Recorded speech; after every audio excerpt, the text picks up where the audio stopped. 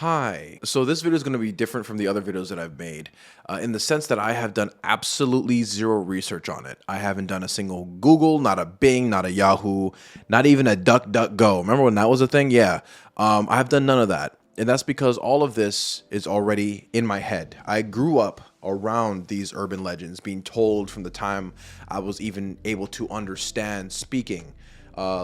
Hawaiian or English or whatever have you. So these are ingrained in my memory, and I don't think it's as genuine if I have to Google what the fuck these are, because I want to tell you these from my soul, from what I remember, the things that stuck, because I feel like those are the most important parts of these stories. The reason I'm making this video is because whenever you Google or DuckDuckGo or YouTube the words urban legends, things like the Wendigo come up, things like not saying that word because then they know where you are. They're kind of like Beetlejuice, Chupacabra, Loch Ness Monster, Sasquatch, Mothman. Do I need to go on? The point being, you get none of these. And that makes me sad because these, I think, are just as cool, if not cooler. Again, I might have my own personal biases, but these are cool and nobody knows about them. So I want to tell you guys about them. So the top two are exclusive to the entire country or state of Hawaii, and the bottom two are exclusive to my island, where I am from. And that island is Mokuokeawe na Hawaii, or the Big Island of Hawaii. So the first urban legend I want to talk about today is probably the biggest legend on my island of Mokuokeawe, or the Big Island. It is the story of the woman in white, the woman with the white hair, or Tutu Pele, the volcanic goddess. So a little bit of background on Tutu. She was one of our main deities in the olden days. In the Hawaiian religion and culture, she was one of the main deities. Offerings to her, we worshipped her, we prayed to her, and she protected us. As long as we protected the land, the Aina, she would protect us. That's why Hawaiian tradition is to take care of the land, because then the land will take care of you. One of the points of the urban legend of Tutu is that she does not like to be stolen from. She doesn't like when people take things away from her. And the thing being the land. She created it. It is hers.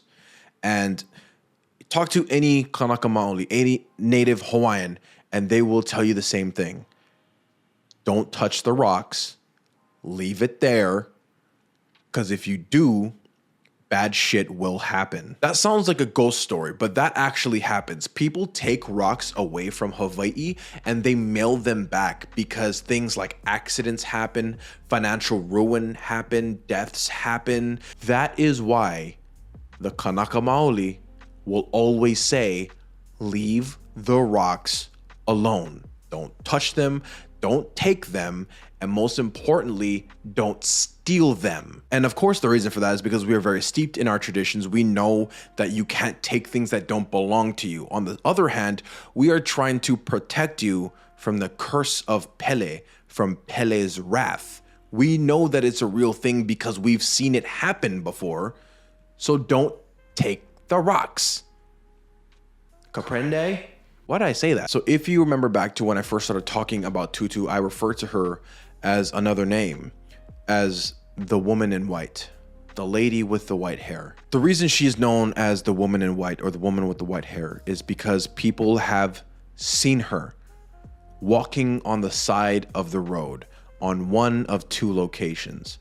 The first location is a road called Saddle Road. Saddle Road is a road that runs from a town called Waikoloa on the west side of the island across the entire island and ends up on the east side of the island in a town known as Hilo. The reason she shows up so frequently on this road is because the road cuts right between two locations, Mauna Kea and Mauna Loa. Those two mountains are two of the most sacred places in the entire Hawaiian kingdom, or the Hawaiian state. Also, they are both volcanoes.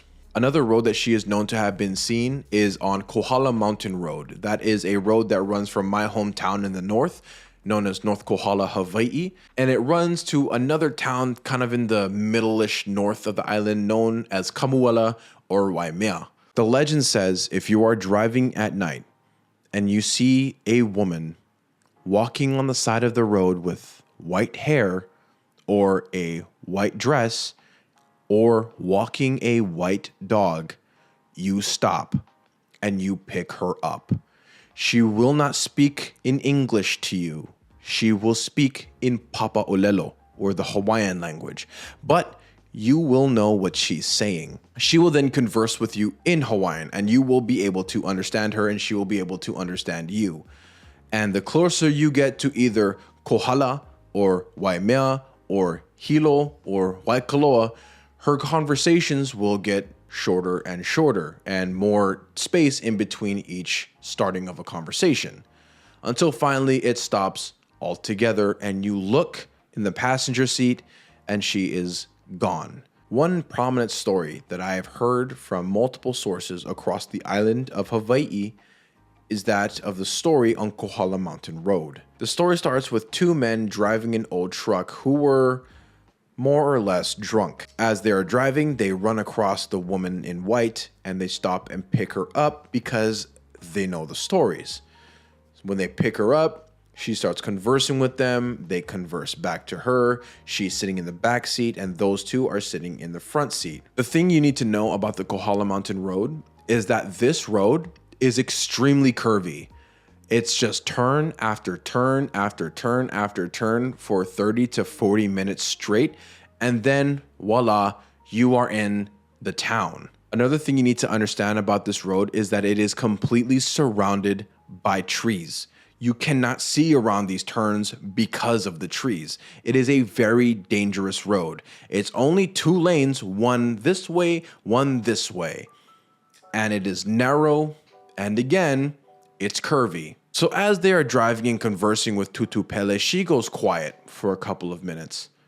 And then as soon as they're about to hit a particularly blind left turn, she exclaims, "Stop the car." So they hit the brakes, the tires screech, and they stop just in time to see a massive tree in the middle of the road. When they turned around to see how this woman knew about the tree, because they were drunk, they probably forgot it was Tutu, she was gone. You see, when you see Tutu walking on the side of the road, you pick her up because it is one, the respectful thing to do. It is an elderly woman walking on two of the most dangerous roads on the entire island. And two, it is an omen if you see her because more than likely something bad has happened and she is there to warn you to stop, to slow down. Like I said, there have been many sightings of Tutu among both the Saddle Road and the Kohala Mountain Road. More importantly, the Saddle Road that you see nowadays, like if you go to Hawaii and you travel on Saddle Road, that road that you're driving on is not the Saddle Road that I am talking about. That was just recently built. The new road is a 4-laned road that's kind of straight and just shoots you right across the island. The old Saddle Road is again a 2-lane street that runs straight up the mountain along the hills. It is one of the sketchiest roads that I have ever been on. And I remember driving on those as a kid, just like this, curve up and down. It was treacherous. That is why Tutu Pele was there, to help people, because the amount of accidents that happened on both of those roads was utterly insane.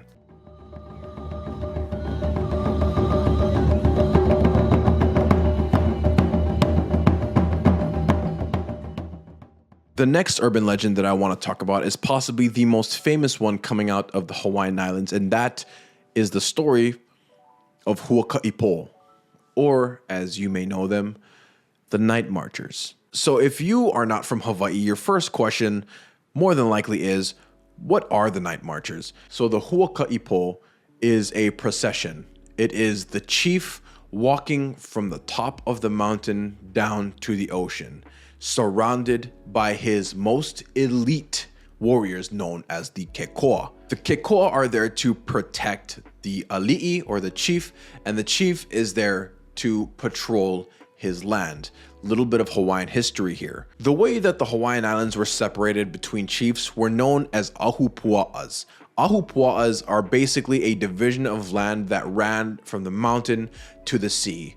There wasn't like this small area belonged to said chief. It was this entire division of land, like a pyramid, running down from the top of the mountain down to the sea. That was his land. That was his ahupua'a. And that is what the huaka'ipo are patrolling, from the top of the mountain down to the bottom of the ocean. So where do the huaka'ipo, or the night marchers, get their reputation from?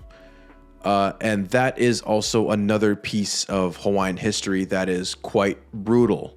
You see, back in the day, we had our own set of laws known as the kapu system. The kapu system is like ancient Hawaiian laws that say things like there are no wars between this time and this time. You cannot fish here. You cannot do this thing. And if you do these things, then you die. One of the major things in the kapu system that differed from na'ali'i to na'ali'i, or chief to chief, ahupua'a to ahupua'a, was how strict the chief was. Because most chiefs, most na'ali'i, were regarded as gods, like next to the gods, like one step down from the gods, right? To the point in which some na'ali'i did not allow you to lay your eyes upon them. You could not look at the na'ali'i. If you did, it was a death sentence.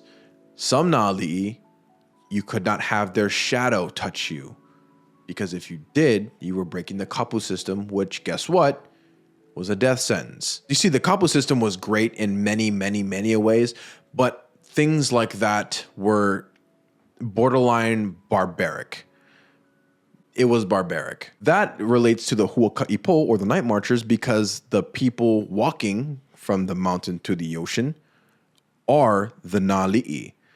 And they get their brutal reputation because, according to legend, if you see a night marcher, you are already dead. You are dead. From what I can remember, off the top of my head, there are only two ways to survive a huaka'ipo exposure or experience.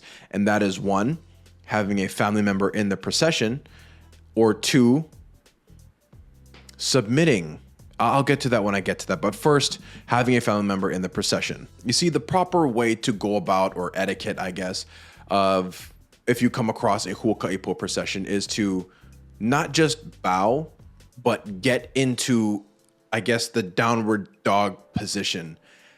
And you glue your fucking eyes to the ground and you hope to God that they pass. Some people say you need to strip naked. Some people say that you need to piss yourself as a form of submission, because of course that is a God you are looking at and you need to show him that you know that you are below him. But that varies from story to story. But the most consistent thing is you keep your fucking eyes on the ground. No matter what you hear, no matter what you think you see, you stay in the downward dog bowing position until you don't hear the drums anymore. That's when you can get up. And as for having family members in the procession, ancestors, I actually have a story about this one that was told to me multiple times.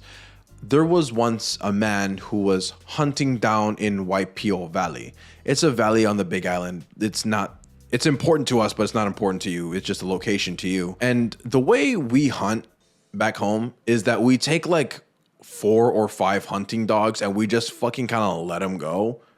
And we just kind of walk in the general direction that they went. And as soon as we hear barking, that's when we start sprinting. But he was in the process of just kind of walking in a direction, when all of a sudden he was thrown to the ground with his face in the dirt. And he felt like a massive foot was pushing him deep into the earth to the point where he couldn't breathe anymore. He, of course, thought somebody was trying to hurt him, somebody was trying to rob him, somebody was trying to kill him, so he tried to get up. But the harder that he pushed against the earth, the harder he was pushed into it by the mysterious being on top of him. And then out of nowhere, the thunderous sound of drums pass by him. He feels the heat from the torches as they pass by him. And as they pass by him, he hears the being above him shout, "Mine," but in Hawaiian. He shouts "mine" in Hawaiian because he is Huaka'ipo, he's Hawaiian. He don't give a fuck about none of this English shit. And the foot stayed on him until he couldn't hear the drums anymore. And then as soon as the foot left his back, he shot up, looked around, called his dogs, and got the fuck out of there. And of course, with him being literally 10 minutes away from Waipio Valley, a town known as Honoka'a, he had, of course, a family member in the procession that held him down and protected him from the night marchers marching in the procession. That is what I mean by having a family member in the procession. It will not be pleasant. It's gonna fucking suck, but guess what? You live. So does it suck that bad, really? Hi, Future Editing Spooky here, and I left something out that I feel is pretty freaking important, so I'm gonna tell it now. If you couldn't tell by that story, an ancient Hawaiian ancestor was holding down his descendant to protect him from the other Kekoa and the Nali'i in the procession. And I just don't want to leave it up to doubt because I just know comments are gonna be like, just stand up, bro. Just fucking just get up. I'm built different. I'll fucking stand. The only people that march in that procession are the Nali'i or the Kekoa. The Kekoa is a rank of warrior that is the highest rank of warrior. And you know what was the highest rank of warrior back in the day? The biggest ones. To put it into perspective, how big these motherfuckers actually were, our king, the king that united all 8 islands under one rule, King Kamehameha, yes, that is his real name. Yes, the move in Dragon Ball is named after him, was 7 feet tall, 300 pounds. He moved a 2.5 ton rock, overturned it at the age of 14 years old. You can go and visit that rock today. The Keikoa class was held by the most elite warriors, and the most elite warriors are the biggest ones. And the biggest ones are, at a minimum, 6'7". So just good luck trying to get up when LeBron James has you pinned down by your asshole. Good luck on that one, bud. Another thing about the Huaka'ipo that you guys must understand is that they don't march on the land of now. They march on the land of then. The land that they used to march back when they were alive. You see, they march through buildings, they march through gulches, they march over things, they march under things because they're not marching on the land that we know it now. They march on the land that they are familiar with a couple hundred years ago. Another cool thing about Hawaii that really resonates with the Huaka'ipo is that there is not a building in the entirety of Hawaii that have their doors in one line, because that just invites the Huaka'ipo to march through your house. That's why when you go to Hawaii, every single door, even if it's all on the same wall going through the house, are staggered. I didn't know that until I was like 14. So now you know it, and hopefully you're a little younger than 14. So here's a little personal story about my experiences with the Huaka'ipo. And I swear on this that this fucking happened. I put it on my wife's life. I put it on my fucking mother's life. This actually happened to me. I believe it was 2011, Halloween night. My friend owned a restaurant. And in the back of the restaurant was just a massive pasture. If you don't know what a pasture is, just think of like an acre of just grass where horses are and shit. He had a big yard behind the shop. So after we finished trick-or-treating, I told my mom, hey, we're gonna go to his shop. And she was like, I don't care. So we went to his shop. Me, my brother, and him were in the back of his shop because they had kind of like a loading dock with like a massive ramp for supplies and produce and whatnot. And then there was the massive pasture back there. And him, with his genius idea, he said, hey, why don't we play hide and seek in the dark? And he busts out the biggest fucking flashlight I've ever seen in my life. But I want to be out first. I want to be the one that seeks first. So I will count to 100, and the only rule is you cannot leave the fenced area. And they said, okay, that sounds good. So they fuck off and go hide in the pasture, and I stand there on the loading dock with my back towards them and the pasture, and I count to 100. Once I reach 100, I just take this behemoth of a flashlight and I just whip it around, and I start scanning the pasture from on top of the loading dock, right? So on the first pass, I don't see anybody, of course. On the second pass, I think, hey, I'm gonna stop on the tufts of grass, the thicker parts of the grass, because maybe they're hiding in there. And then in one of the tufts of grass, I see someone, and I know it's a person, and they took their shirt off and they're moving around like this, and I can see their spine moving like that. So I'm like, okay, maybe like they took their shirt off to kind of blend in with the grass a little bit. So I fucking tear off this loading bay and I start sprinting towards this tuft of grass, and I shine the light in it, and I'm like, I got you. Fuck, there's no one there. So I'm just staring into this tuft of grass, and I'm like, what the fuck? There was definitely somebody in this tuft of grass. And then I hear drums, and it's just like, and it's getting louder and louder, and I just turned around and I sprinted my stupid ass back to the loading bay, and I fucking sat there and I cried. I legit cried. My friend and my brother come sprinting back 10 minutes later, and they're like, haha, you didn't find us because you're a fucking pussy. We were like 12. Okay, leave us alone. And they see me crying, like bawling on his loading bay, and they're like, dude, what the fuck? What happened? And I told them the entire story, and that's all I remember. That ends the story. So now we're gonna move on to the next one.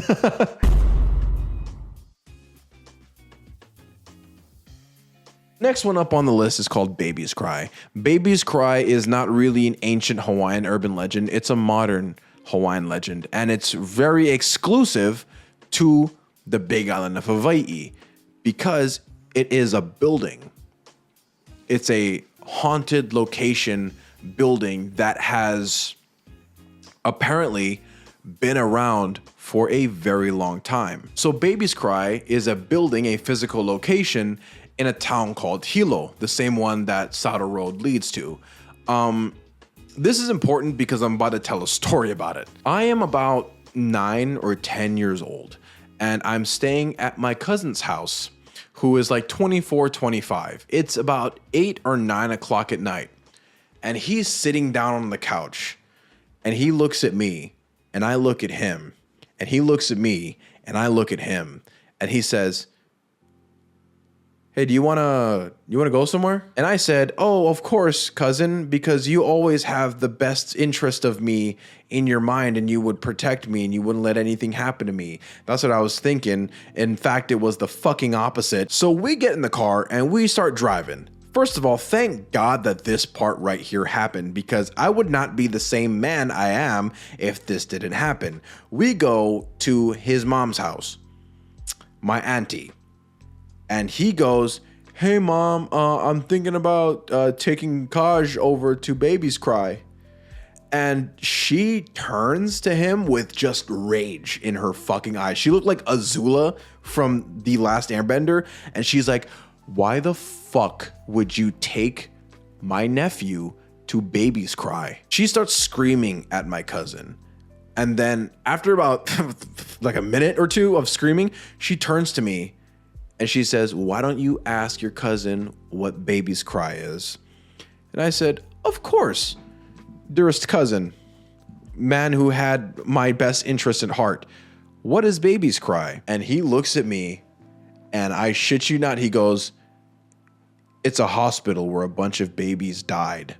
So now when you go at night, you hear a bunch of babies crying. That's why we call it Baby's Cry. Brother, what the fuck is this?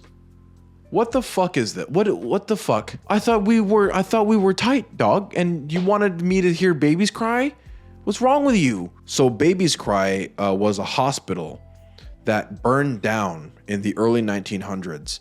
And the thing is, this hospital was primarily a, what are they called? A maternity hospital, where people go and give birth. And unfortunately, at the time of the fire, there were a lot of children in the hospital. And it's said that now, if you go back to that hospital at night and you listen, you can hear the sound of babies crying, which is why they call it babies cry. You want to know something? That's not what my cousin told me. My cousin told me, yeah, there was a serial killer in the 80s and he took a bunch of babies back to this house and he chopped them up and now there's bloody handprints all over the fucking place. And now you can hear the babies crying and the axe hitting the wood. And I'm like, bro, why would you want to take me there? The last one I want to talk about is it's called Mother's Story. And the reason for that is because this is actually my mom's story. The thing about it is I told this on the internet before, and the last time I went home was October of last year, literally like 3 months ago. And I'm sitting in the garage with my father. And he goes, "Hey son, I saw that you told your mom's story on the internet." And I said, "Yeah, I did do that, Dad." And he goes, "I can't believe you remember that. That was so long ago." And he just goes into detail, reiterating parts of the story. So what I want to do is I want to retell that story that was just reconfirmed and reiterated to me not more than 4 months ago. And this is the story of what happened to my mom. So this happened in the year 2000, maybe 2001. I was 3 or 4 years old. And at this time, my mom worked 3 jobs at once.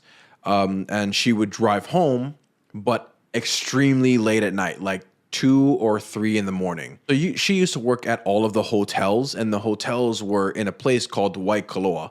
And we used to live in a town called Kapa'au, which is about a 30-minute drive. So in the middle of Kapa'au and Waikoloa, like almost smack dab in the middle of this little drive, is a place known as Lapakahi. Lapakahi is kind of like a national park. It's a place where it's kind of stuck in time in the ancient Hawaiian days. Like the state is not allowed to build anything on it. It's supposed to preserve it as it was hundreds of years ago. It's a very, very sacred place. And you pass it every single time you try and get back to Kapa'au. And Lapakahi actually has like personal ties to our family as well, because the Na'ali'i that used to reside at the Ahupua in which Lapakahi sits, his name was Umi. And Umi is a direct ancestor to my father.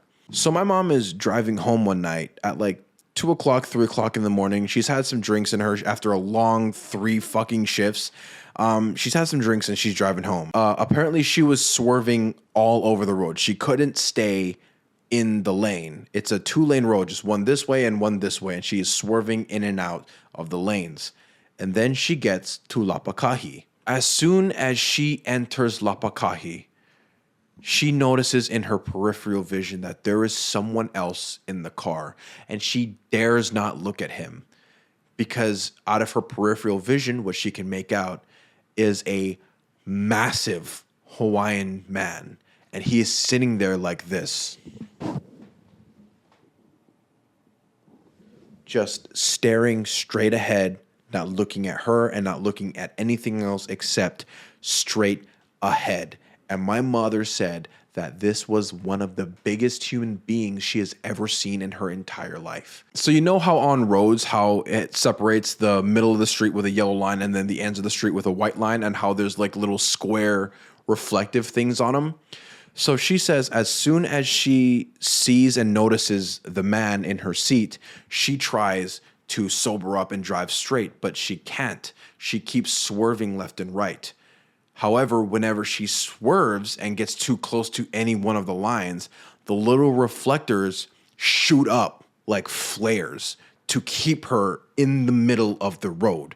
It's just shooting up like flares on the left side and shooting up like flares on the right side. And that keeps her in the middle of the road all the way home. And this man in her front seat never looks at her, never acknowledges her, just sits there like this the entire time. And as soon as she puts the car in park and she shoots a look to the right to see if the man was real, he was gone. She goes into the house, runs to the phone, and calls my dad, sobbing, scared, and tells my dad the entire story. And my dad, from work, speeds home to my mom and explains to her what just happened. The man in my mother's front seat that night was Umi, my dad's ancestor.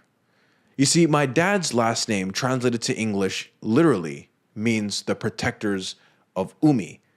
They protect the name, the bloodline, and everything that Umi ever was. It is a very proud name from a very proud Nali'i. And in exchange of them protecting the name, protecting who Umi is, Umi protected my mother that night. So the last time I told that story, a lot of people said that my mother was hallucinating because she was tired or drunk or whatever. But when my dad talked to me in the garage a couple months ago, just the look of seriousness and fear from him, telling that story 24 years later, was enough to tell me that that was more than just a hallucination.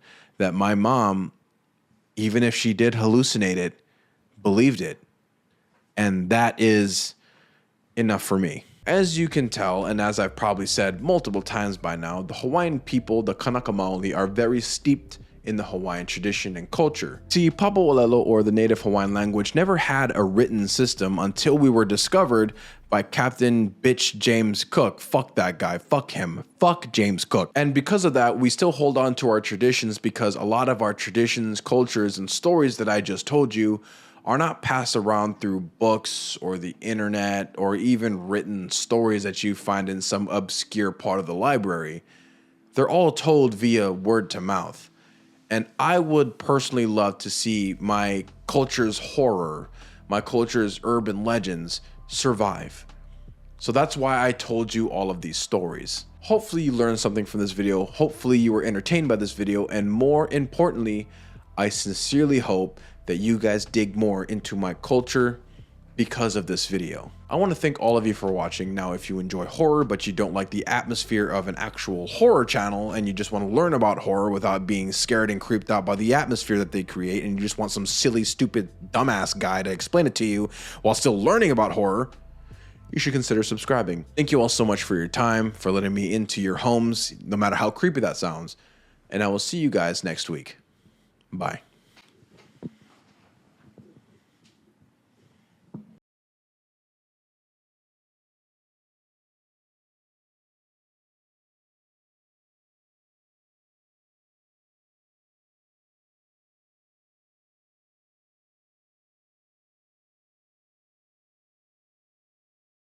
Again, why are you still here?